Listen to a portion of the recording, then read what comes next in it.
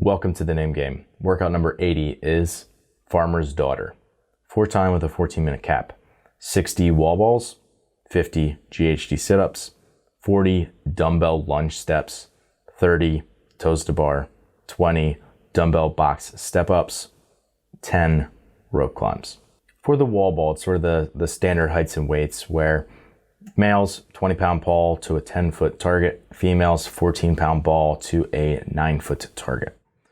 For the GHD setup, again, from where your top of the pad to where your hands are going to be touching is 40 inches for males and 37 inches for females. For the dumbbell lunge step, you're holding the dumbbells in your hands sort of like a farmer's carry, and you're doing walking lunges where your back knee needs to touch on each rep in order for it to count. We're going to do 4 lengths of 10 steps each. So you'll do 10 steps down, you'll turn around 10 steps back, and you'll repeat that down and back for 40 total reps. The 30 toes to bar, the feet just got to pass behind the plane of the bar and the bottom of the rep and touch at the same time at the top of the rep to the bar. For the dumbbell box step up, again, 50 pounds per hand for males, 35 pounds per hand for females. 24-inch box for males, 20-inch box for females. The big thing here is that you have to make sure that you're standing up fully at the top of each rep and making sure you're getting hips, knees in alignment underneath the body, completely stacked at the top of each rep.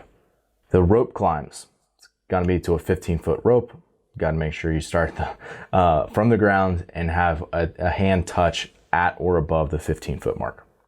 Let's loop in Coach Chris. We'll talk about strategy.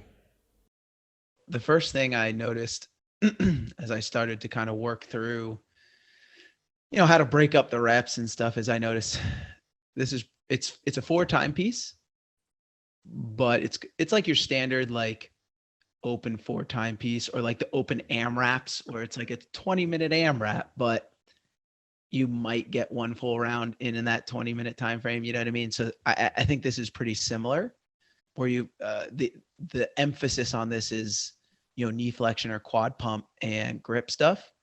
So how I would look at this is, for most people, you're probably going to want to break the 60 wall balls into 2 sets, probably 3 sets, just because of the work that's coming later on. GHD sit-ups, you're going to want to move smooth through those, maybe take a second if your hips get super tired. And then the lunges, I'd approach it similar to quarterfinals, where you do about 10 steps, put the dumbbells down, turn around, do 10 steps back just to save your grip a little bit. And, kind of at that point, and we had said it before we hopped on the call, kind of at that point, it's just going to be like, all right, I'm pretty shot at this point. You got to do 30 toes to bar after the GHDs and lunges. And so it's just going to be kind of chipping away on those. I think a lot of people are probably going to get capped before the rope climbs, unless you have really enduring grip and core, for sure. Yeah, and there's a few sneaky things that come in here, like shoulders your shoulders are doing a lot, obviously, in wall ball, but even like a dumbbell lunge, even GHD and toes to bar, you're like still involving them. So if you don't have, if you have great grip endurance, I think shoulders and just maybe quads and hip flexors could be a little bit more of a limiting factor if you're somebody who's pretty fit and going to get deep into this workout. But then certainly, grip is going to definitely play a role as you get deeper into the workout, depending, again, just how enduring your grip is overall.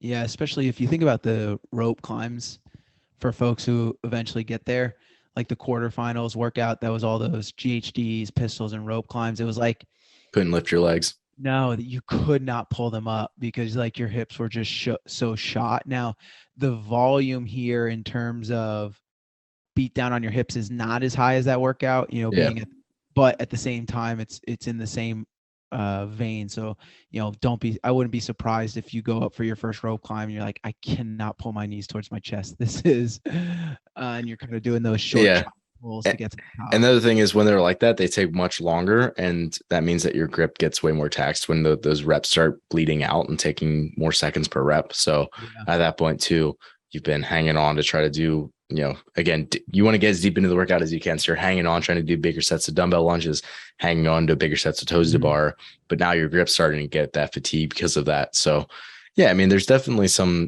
an interesting dynamic of like interference that kind of goes throughout the workout. But I think think that'll be sort of like the kind of the fun unknown of it too. Yeah, for sure. And I think if people approach it the right way, right, where it's like, okay, I'm going to approach this as like a 14-minute workout and break things up effectively, but keep the rest short. I think that'll allow people to get the deepest that they can in the workout, unless of course someone's elite, right? If I'm an elite athlete, wall balls might be one set, right? Yeah. Like someone I work with comes to mind. He'd probably do maybe 2 sets on the wall balls. Like that's the consideration. Do I go unbroken or 2 sets, right? And yeah, his legs will be tired, but then he'll probably break up the dumbbell lunges exactly like I said, right? So, he would get into the rope climbs. I would pick him to finish this workout, but that's the elite side of things. For everyone else like us, you're going to want to break things up appropriately so that you don't run into that situation where you use so much muscle fatigue, so much acidity built up locally in one area that you're just sitting there just like staring at the equipment. Yeah. Yeah, I think for most of us, it's just going to be how far into it can you get? Yeah. Yeah, and trying to mitigate like fatigue, but also moving quickly to where you can get as deep as you can. Right. So, yeah. How far do you think people are going to get depending on, their certain ability levels in this? Where do you think we're going to see a lot of people get caught? So I think the breakthrough point is going to be the step-ups to the rope climbs. I think the people who have good fitness and strategize this appropriately, it's like, okay, can I get a rope climb or 2, maybe 3? For folks who are on the other side of things where it's like, okay, still, decent, good level of fitness, maybe don't break it up appropriately, maybe, didn't sleep well the night before, whatever. It's like, okay, well, I got stuck on the dumbbell step-ups, right? Because that movement, or if I'm a shorter athlete, right, dumbbell step-ups are going to take even longer. And I think that's kind of, the determiner there. You might have a taller athlete who's good at wall balls. They have a longer lever for GHD sit-ups, but it's the second movement, not a huge limiter. Yeah. 30. Yeah, these aren't such big chunks that you're going to get slowed down right away. It's going to be the cumulative fatigue once you get 3 or 4 movements in, and you start still hitting the same patterns that people are going to get bogged down, and that's really going to be the separation point between people who are serious competitors who are good and the people who are like sub-elite or elite. Yep, and I think that's where you're going to see people who get stuck in the dumbbell step-ups don't even get to the rope climbs, and then people who get to the rope climbs.